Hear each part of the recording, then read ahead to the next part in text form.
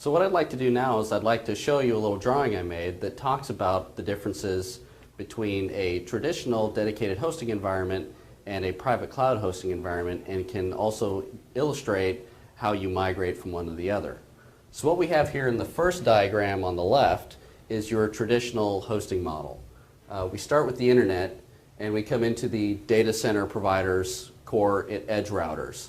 And this whole environment here is contained in one data center. We come through from the internet to the core routers to the edge firewall. Now this is a firewall that's dedicated to your environment and protects everything beyond the internet from the internet. And we've got a whole slew of servers here. We've got a couple web servers, we've got an Active Directory server, we've got an app server, a CRM server, and we've got another Active Directory server, because you always have to have two. Now if we look at this environment, we can follow this down here. We've got another firewall, and we've got a private segment here, and we've got two database servers.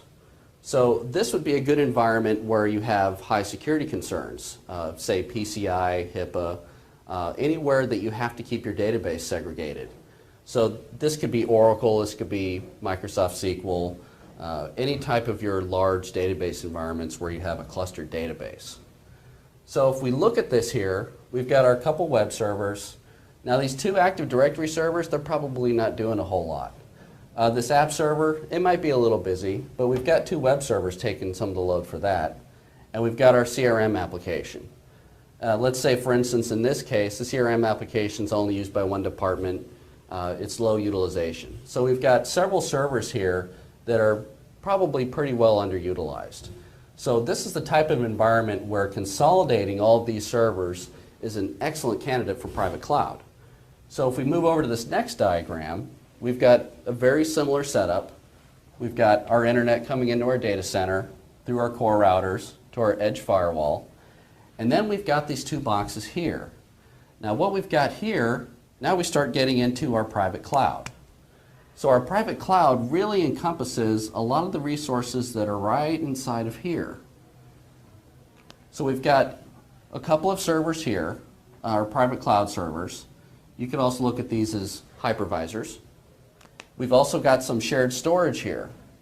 And what this allows us to do is we've sized out this hardware here to be able to take all of these servers here and consolidate them down into these servers here, utilizing the private cloud technologies. And we still have our dedicated database environment. We still have another firewall. We have a private segment. So we still maintain our high level of availability for the database environment, our high level of security, data segregation, role segregation, but we're also consolidating down into a smaller footprint for our private cloud. And if we ever need to add additional resources, we can add additional storage here, we can add additional hypervisors, and we simply add it on into the private cloud and expand out the private cloud. And we can even move resources around. We can move from this server to this server. If this server is using a lot of resources and this server is underutilized, with private cloud technologies, we can just simply move resources around. We can even move resources around to this new server. It's very flexible.